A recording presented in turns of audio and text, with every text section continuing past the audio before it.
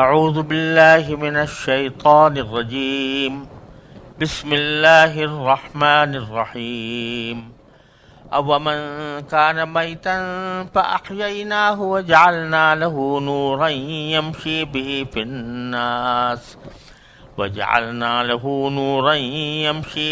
فی الناس كمن مثله في الظلمات ليس بخارج منها كذلك زين للكافرين ما كانوا يعملون وكذلك جعلنا في كل قرية أكابر مجرميها ليمكروا فيها وما يمكرون إلا بأنفسهم وما يشعرون وإذا جاءتهم آية قالوا لن نؤمن حتى نؤتى مثل ما أوتي رسل الله الله أعلم حيث يجعل رسالته سيصيب الذين أجرموا صغار عند الله وعذاب شديد بما كانوا يمكرون فمن يرد الله أن يهديه يشرح صدره للإسلام ومن يرد أن يضله يجعل صدره ضيقا حرجا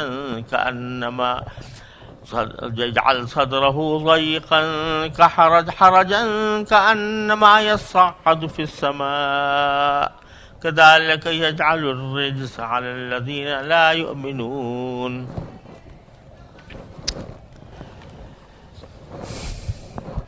ان آیات کریمہ کا ترجمہ یہ ہے، ذرا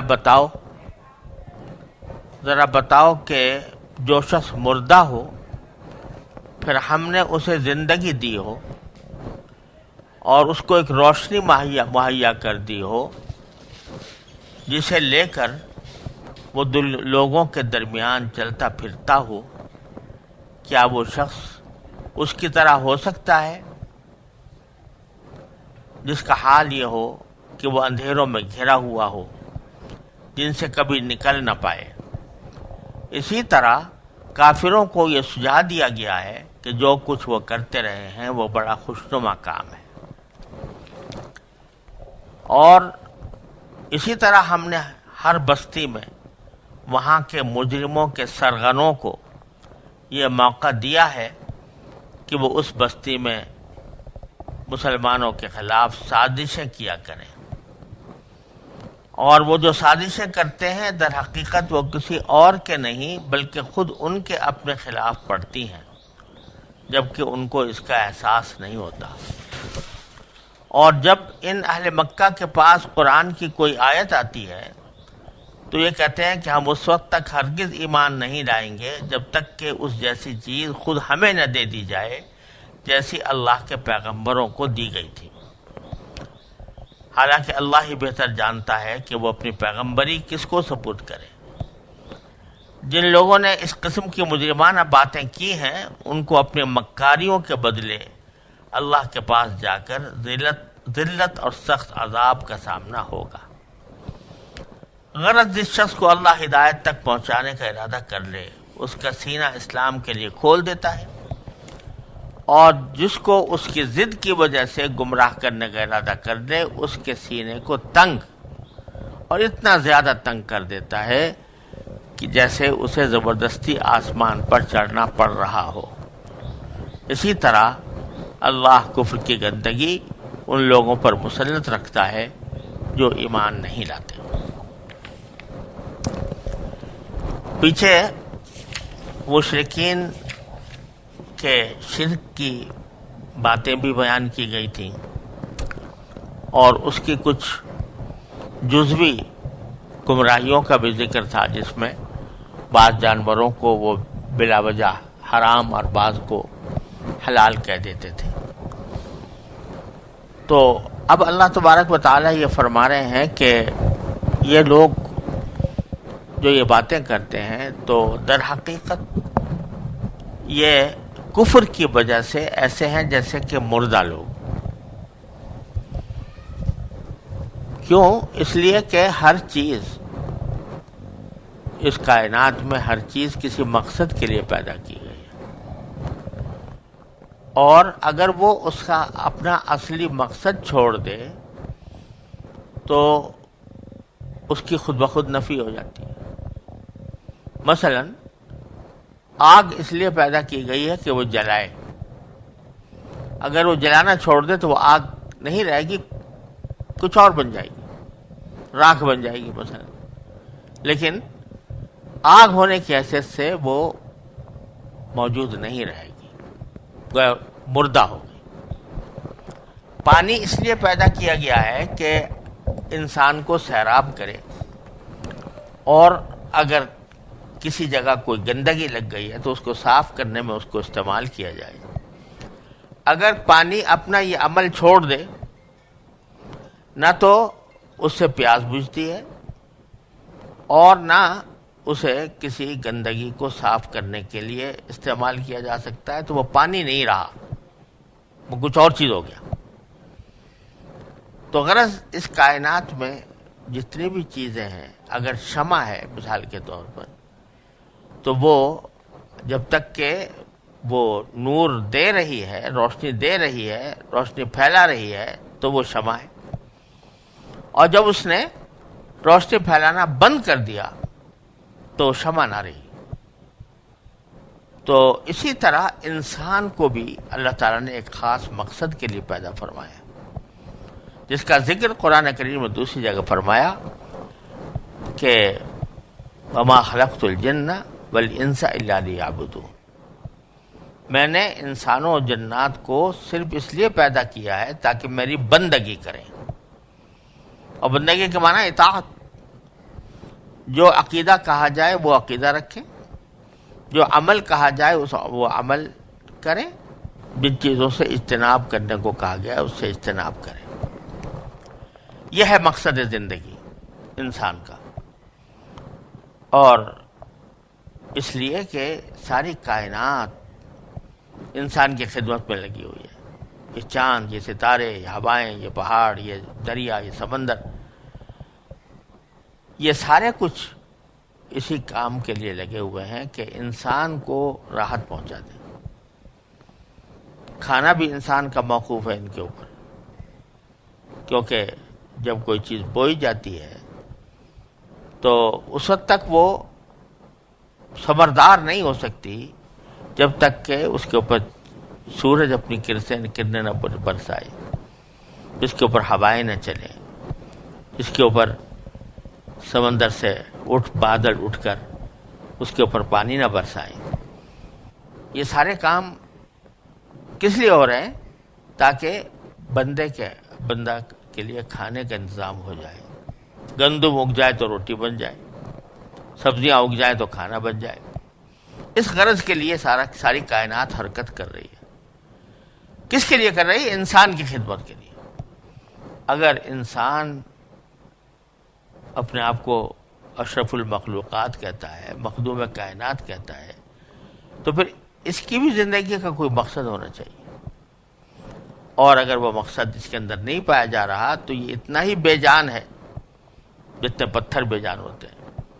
اس لیے قرآن کریم نے کفر کو موت سے تعبیر کیا ہے،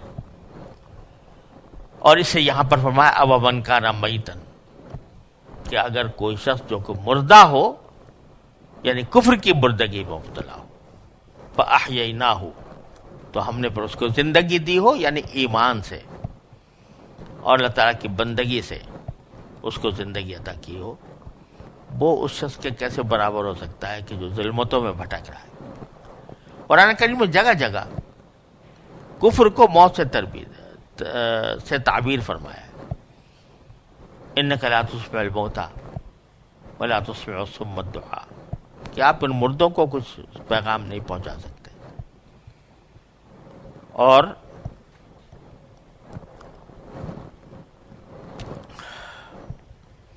بل اموات، ان کو کافروں کو کہا بل اموات، یہ تو در حقیقت یہ مردے ہیں، اس لیے کہ حقیقت حال کو تسلیم نہیں کر رہے اور جو مقصد زندگی تھا اس کو بلا بیٹھے. تو فرمایا کہ ذرا یہ بتاؤ کہ اگر ایک شخص مردہ تھا، فاحییناہ، ہم نے اس کو زندگی دے دی. مردہ تھا یعنی کفر میں مبتلا تھا، ہم نے زندگی دے دی یعنی اس کو ایمان عطا کر دیا. اور ایمان کا نتیجہ کیا بنا؟ وَجَعَلْنَا لَهُ نُورًا يَمْشِي بِهِ فِي النَّاسِ، کہ اس کو ایک روشنی دے دی جس کے اوپر جس کو لیے وہ انسانوں میں پھرتا ہے، دوسرے لوگوں میں پھرتا ہے. یہاں حضرت امام راضی رحمۃ اللہ علیہ نے فرمایا کہ یہ 3 درجے ہیں الگ الگ جو یہاں پر بیان ہوئے ہیں اور جن کو کافروں کے مقابلے میں پیش کیا گیا ہے. پہلا درجہ یہ ہے کہ کفر تھا، کفر سے اللہ تعالیٰ نے ایمان کی توفیق دے دی، یہ ہے فَأَحْيَيْنَاهُ، یعنی ہم نے اس کو زندگی دے دی. دوسرا درجہ یہ ہے کہ زندگی تو مل گئی لیکن آگے کام کرنے کے لیے اس کے پاس کوئی روشنی نہیں ہے. روشنی 2 قسم کی ہوتی ہے. ایک آنکھ کی روشنی، اگر ماحول روشن ہو لیکن آنکھ میں روشنی نہ ہو تو اس روشنی سے انسان فائدہ نہیں اٹھا سکتا. اور اگر آنکھ روشن ہے لیکن چاروں طرف ظلمتیں پھیلی ہوئی ہیں، اندھیرے پھیلے ہوئے ہیں، تب بھی انسان کی آنکھ کام نہیں کر سکتی. تو 3 نعمتیں بتلائیں. ایک یہ کہ ہم نے اس کو زندہ کیا یعنی ایمان کی دولت عطا فرما دی. وَجَعَلْنَا لَهُ نُورًا، اور ہم نے اس کو روشنی بھی دے دی. روشنی کیسے دے دی؟ کہ اس کی آنکھ کے اندر روشنی دے دی، اس کے بصیرت میں روشنی دے دی کہ وہ صحیح چیز کو صحیح سمجھنے کی صلاحیت رکھتا ہے. لیکن یہ روشنی اس وقت تک کارآمد نہیں ہے جب تک کہ ماحول کے اندر بھی وہ روشنی پھیلی ہوئی نہ ہو. تو اس لیے وہ صرف نور کو اپنے ہاتھ میں لے کے نہیں بیٹھ جاتا بلکہ اس کو لے کر دونوں دنیا کے لوگوں کے پاس جاتا ہے، جس کا مطلب یہ کہ ان کو سکھاتا ہے کہ صحیح طریقے زندگی کیا ہے. تو کیا مردہ جسے زندگی بخشی گئی ہو اور پھر اس کو نور بھی عطا کر دیا گیا ہو، اس نور کو وہ دوسروں تک بھی لے جا رہا ہو، جس سے اشارہ اس بات کی طرف بھی ہے کہ جب انسان کو ایمان کا نور مل جائے تو اس کو صرف اپنے آپ پر بس نہیں کرنی چاہیے بلکہ دوسروں تک اس کو پہنچانے کی کوشش کرنی چاہیے. کیا یہ شخص برابر ہو سکتا ہے کس کے؟ کمم مثلہ فی الظلمات، کہ وہ اس کے شخص کے برابر ہو سکتا ہے جس کا حال یہ ہو، کمم مثلہ، جس کا حال یہ ہو کہ وہ اندھیروں میں گرا ہوا ہو، لیس بخارج منہا، اور اسے کبھی نکل نہیں پا رہا. تو یہ مراد ہے کہ کفر کی اندھیریوں میں مبتلا ہے اور اس سے نکل نہیں پا رہا. کیوں نکل نہیں پا رہا؟ اس لیے کہ اس کو ظلمتیں ہی اچھی لگتی ہیں، اس کو تاریکیوں اور اندھیریوں ہی سے محبت ہے، وہ اس سے نکلنا چاہتا ہی نہیں. تو نتیجہ یہ کہ اس کو تاریکی میں لطف آتا ہے، تاریکی ہی کو وہ اپنی زندگی کا محور بناتا ہے اور اسی کو پسند کرتا ہے. اس سے مراد یہ ہے، ظلمات سے مراد کفر اور بدعمالیاں، کہ آدمی کفر میں مبتلا ہے، بدعمالیوں میں مبتلا ہے. تو کفر اور بدعمالیاں در حقیقت ظلمتیں ہیں، اندھیرے ہیں. اللہ یخرج الذین آمنوا، اللہ ولی الذین آمنوا یخرجہم من الظلمات الی النور. اللہ ایمان والوں کا ولی ہوتا ہے، ان کو ظلمات سے نور کی طرف لاتا ہے. والذین کفروا اولیاءہم الطاغوت یخرجونہم من النور الی الظلمات. جو کافر لوگ ہیں ان کے سرپرست جو ہیں وہ طاغوت ہیں، شیطان ہیں، وہ ان کو نور سے ہٹا کر ظلمات کی طرف لا جاتا ہے. تو یہ وہ کافر ہیں کہ جن کو جو مطمئن ہو گئے ہیں کہ بس ہم تو انہی اندھیری میں ہمیں رہنا ہے، ہم اس سے کہیں باہر جانا نہیں۔ کذالک زین للکافرین ما کانوا یعملون، اسی طرح ان کافروں کو یہ سجھا دیا گیا ہے کہ جو کچھ وہ کر رہے ہیں بڑا خوشنما کام ہے۔ کس نے سجھایا ہے؟ یہ کافروں کو سجھانے والا شیطان ہے یا شیطان کے چیلے ہیں، یہ سکھا دیا گیا ہے۔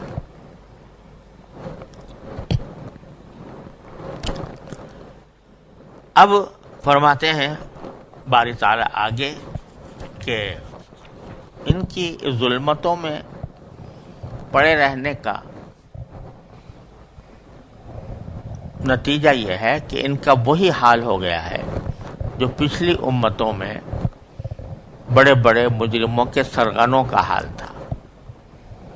وَكَذَلِكَ جَعَلْنَا فِي كُلِّ قَرْيَةٍ أَكَابِرَ مُجْرِمِيهَا، جس طرح یہ لوگ اندھیروں میں مبتلا ہیں اور اندھیروں ہی کو بہتر سمجھتے ہیں، اسی طرح ہم نے پہلے بھی ہر بستی میں ان کے جو بڑے بڑے سرغنے تھے جرم مجرمین کے، ان کو ہم نے مہلت دی لیمکروا فیہا، کہ وہ اس میں اپنی چالیں چلتے رہیں۔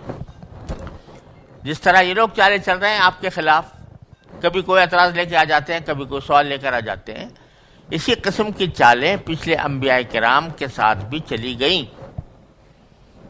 اور ہم نے ان کو ڈھیل دی کہ اچھا چلو جتنی چالیں چلنا چاہتے ہو چل کو دیکھ لو، لیکن ہوتا یہ تھا کہ وما یمکرون الا بانفسہم، وہ چالیں انہی کے اوپر کارآمد ہوتی تھی، کسی اور کو نہیں۔ قرآن کریم میں فرمایا لا یحیق المکر السیء الا باہلہ، بری تدبیر یا بری چالیں یہ خود بری چالیں بنانے والے یا چالیں لینے والے کے اوپر جا کر پڑتی ہیں، اس کا انجام ہے بد، اسی کو اٹھانا پڑتا ہے۔ تو در حقیقت وہ سمجھ تو یہ رہتے کہ ہم مسلمانوں کے خلاف چالیں چل رہے ہیں، لیکن حقیقت میں اپنے خلاف کر رہے تھے، کیونکہ یہ چالیں ان کو بالآخر جہنم تک لے جائیں گی۔ تو اس واسطے ابھی ان کو پتہ نہیں وما یشعرون۔ اور ان کی جو موجودہ لوگ ہیں ان کی چالوں میں سے ایک چال یا ان کے اعتراضات میں سے ایک اعتراض یا ان کا شبہ میں سے ایک شبہ یا ان کی دلیل میں سے ایک دلیل یہ ہے کہ وَإِذَا جَاءَتْهُمْ آیَةٌ قَالُوا لَن نُؤْمِنَ حَتَّى نُؤْتَىٰ مِثْلَ مَا أُوتِیَ رُسُلُ اللَّهِ، بڑے زبردست یہ دعوے تھے کہ جب ان کے پاس کوئی آیت آتی تو کہتے ہم تو ہرگز اس پر ایمان نہیں لائیں گے جب تک کہ ہمیں اسی طرح وہی چیز یا اسی جیسی چیز ہمارے پاس نہ لائی جائے جیسی پہلے اللہ کے پیغمبروں کو دی گئی تھی۔ یعنی جیسے حضرت ابراہیم علیہ السلام کو تو مانتے تھے، حضرت ابراہیم علیہ السلام حضرت اسماعیل علیہ السلام کو بہرحال پیغمبر مانتے تھے، نیک مانتے تھے، تو ان کے اوپر جس طرح وحی آتی تھی اور ان کو اللہ تعالیٰ ان سے ہم کلام ہوتے تھے، وہی بات ہمیں بھی حاصل ہو تو مانیں گے۔ لن نؤمن حتی نؤتی مثل ما اوتی رسول اللہ، یعنی اپنے آپ کو اس مقام پر پہنچایا ہوا تھا تکبر میں اور استکبار میں کہ ہمیں کوئی دوسرا آدمی آ کے کیوں بتائے کہ اللہ تعالیٰ نے یوں کہا ہے۔ اللہ تعالیٰ براہ راست ہم سے ہم کلام ہو، اللہ تعالیٰ براہ راست ہم پر وحی بھیجے، فرشتے بھیجنے ہیں تو فرشتے بھیجے، ہمیں بتائے آ کر، تو ہمیں اس وقت تک ایمان نہیں لائیں گے جب تک کہ وہ چیز نہ دے دی جائے جو اس چیز کے مشابہ ہے جو پیچھے اللہ کے پیغمبروں کو دی گئی ہے، معجزات۔ اور یہ بھی کہ حضرت موسیٰ علیہ السلام کو معجزات بھی دیے گئے تھے اور ان کے اوپر وحی بھی نازل ہوئی تھی، تو معجزات بھی مراد ہے اور وحی بھی مراد ہے۔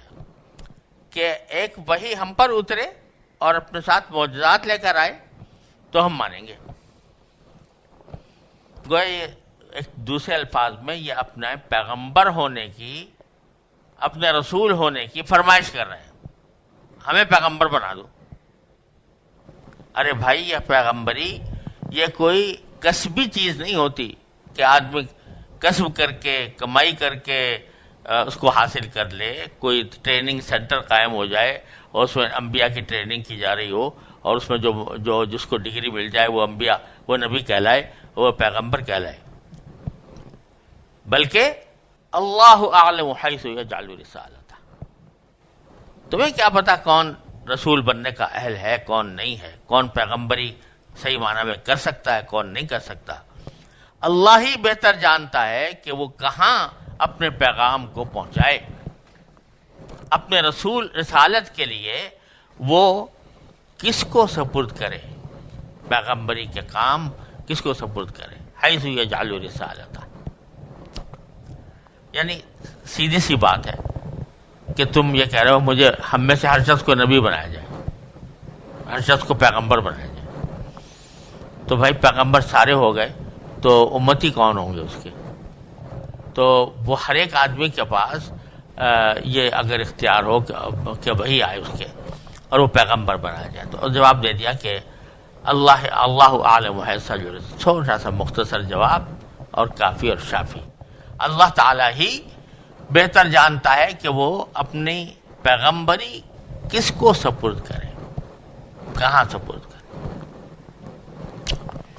یہاں بیچ میں ایک بات جملہ مترجہ کے طور پر یہ عرض کر دوں جو کہیں نصوص قرآن و حدیث میں تو نہیں ہے، کم از کم میری نظر سے نہیں گزری، لیکن ہمارے کچھ بڑوں نے، بزرگوں نے اپنے بزرگوں کا یہ قول نقل کیا ہے کہ یہ آیت ایسی ہے جس میں لفظ اللہ 2 مرتبہ اکٹھا ملا ہوا آ رہا ہے. مثل ما اوتی رسول اللہ اعلم حیث یجعل رسالتہ. تو یہ اس میں جلالت ہے جو 2 مرتبہ اکٹھا آ رہا ہے. اور اس کو پڑھنے کا صحیح طریقہ یہ ہے کہ اس میں وقف کیا جائے، بغیر وقف کے نہ پڑھا جائے. مثل ما اوتی رسول اللہ، پھر اللہ اعلم حیث یجعل رسالتہ. یہ جلالتین کہتے ہیں اس کو، آیت الجلالتین، یعنی یہ 2 ایسی آیت ہے کہ جس میں 2 مرتبہ اللہ جل جلالہ کا نام لیا گیا ہے. تو بزرگوں کا کہنا یہ ہے کہ جب آدمی تلاوت کر رہا ہو تو اس اسم الجلالتین کے درمیان کوئی دعا اللہ تعالیٰ سے کرے تو قبول ہوگی انشاءاللہ، کیونکہ باری تعالیٰ کا اس اسم اعظم بکثرت لوگوں کے نزدیک اللہ ہے اور یہ 2 مرتبہ لایا گیا. تو بیچ میں اگر کوئی دعا کر لے مختصر سی تو امید ہے انشاءاللہ قبول ہوگی. اور بزرگوں نے اس کا طریقہ بھی بتایا کہ جب پہلی آیت پر پہنچے تو وقف کرے لیکن سانس نہ توڑے، اور بیچ میں کوئی مختصر دعا کر لے، اللہم اغفر لی مثلا، اور پھر آگے بڑھ جائے اللہ اعلم حیث یجعل رسالتہ. بہرحال یہ بزرگوں کی تجرباتی باتیں ہیں، کسی نص سے اس کا ثبوت نہیں، اور نہ ثبوت ہونا ضروری ہے، کیونکہ اگر کسی اللہ کے بندے کو کوئی خاص تجربہ ہوا ہے تو وہ کچھ بعید نہیں ہے.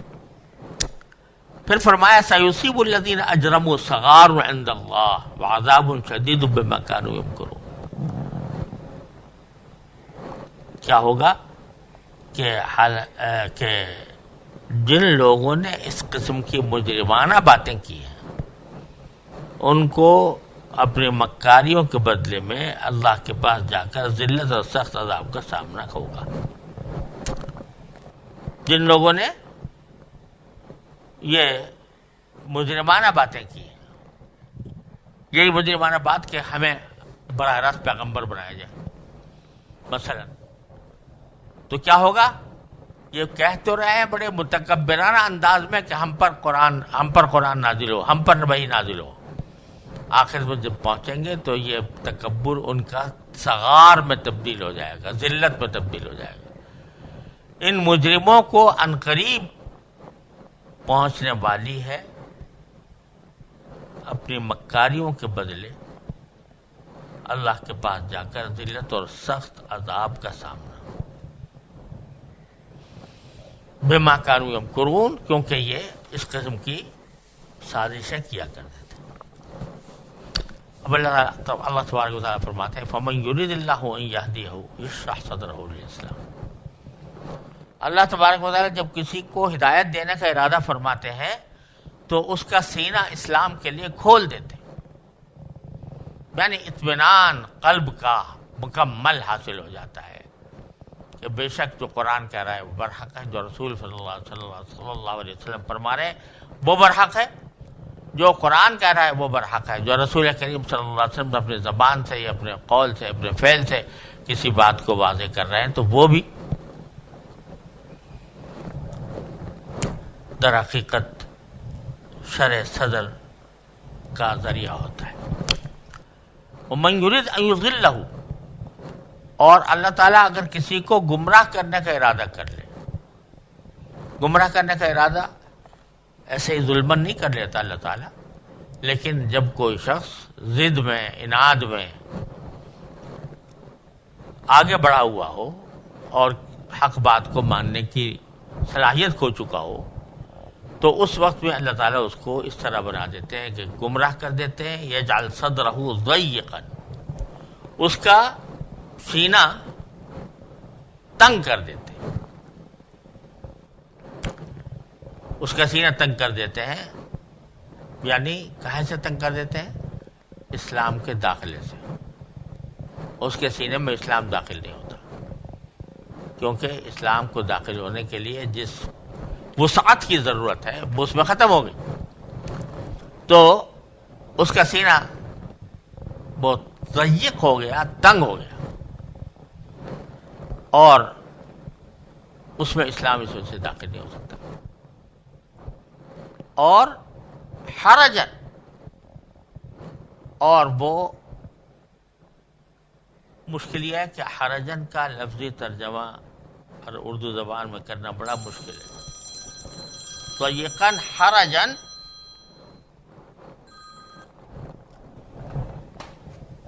حرج کا ترجمہ بھی عموماً عام طور سے بہت تنگ کہا جاتا ہے کہ بہت تنگی والا، تنگ ہے، لیکن عربی زبان میں اصل میں حرج جو ہے یہ حرجہ سے نکلا ہے، اور حرجہ کسی ایسے گھنے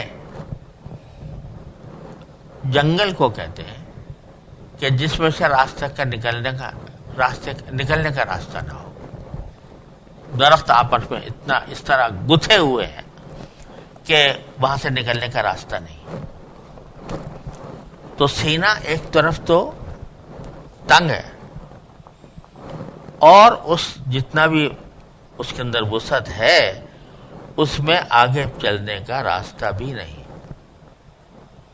اس کا مطلب یہ کہ اس میں حق داخل ہونے کے سارے راستے بند ہو گئے، اور اس کو ایمان کے بارے میں سوچنا ایسا لگتا ہے کہ انما یصعد فی السماء، کہ جیسے مشقت اٹھا کر آسمان کے تک پہنچنے کی کوشش کر رہا ہے.